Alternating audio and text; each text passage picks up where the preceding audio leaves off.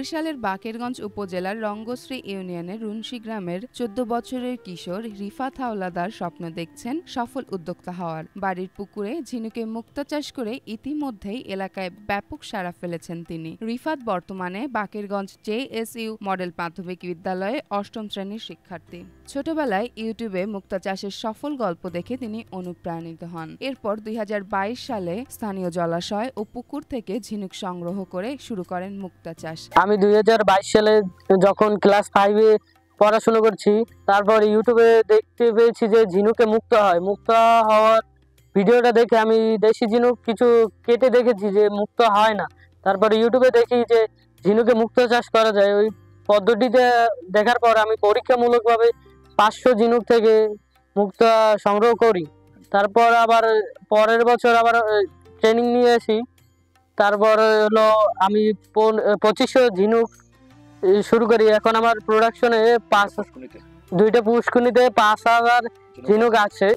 সরকারিভাবে সহযোগিতা বা বিভিন্ন অনুদান পেলে আমি এই মুক্তা চাষে আরো আগ্রহী বেশি হব, আর এই মুক্তা চাষের প্রোডাকশন আরো বাড়াবো। আমি সরকারের কাছে এটাই আশাবাদী যে আমাকে সহযোগিতা করা হোক। এখন তার পুকুরে প্রায় 3000 ঝিনুক রয়েছে। বিশেষ প্রক্রিয়ায় প্রতিটি ঝিনুকে নিউক্লিয়াস প্রতিস্থাপন করে বিভিন্ন ডিজাইনের মুক্তা উৎপাদনের ব্যবস্থা করা হয়েছে। পুকুরের পানিতে ভাসমান বোতলের নিচে ঝিনুক ঝুলিয়ে রাখা হয়েছে, আবার কিছু ঝিনুক কাদায় পুঁতে রাখা হয়েছে। নির্দিষ্ট সময় শেষে এসব ঝিনুক থেকে মানসম্মত মুক্তা পাওয়া যাবে। তার এই উদ্যোগে অনুপ্রাণিত হয়ে স্থানীয়রা পুকুরে গিয়ে মুক্তা চাষের কার্যক্রম দেখছেন। যাতায়াত খরচা দিতাম, ওই খরচাটাও না খাইয়া, না গাড়িতে না যাইয়া ও হাঁটতে গেছে, হাঁটতে এসে ও কিছু খায় না, ওই দিয়ে সবকিছু খেয়েছে। কিনে ও ইউটিউবে বলে দেখছে, আমি তো বুঝি না, পোলা পাইনে বোঝে। তা ওই দেখতে দেখে ওইগুলো চাষ করছে, ক্লাস 5 হইতে চাষ করছে। তাই একদিন ও হঠাৎ করে আমার দ্বারা ওই কয়টা লই যাইছে।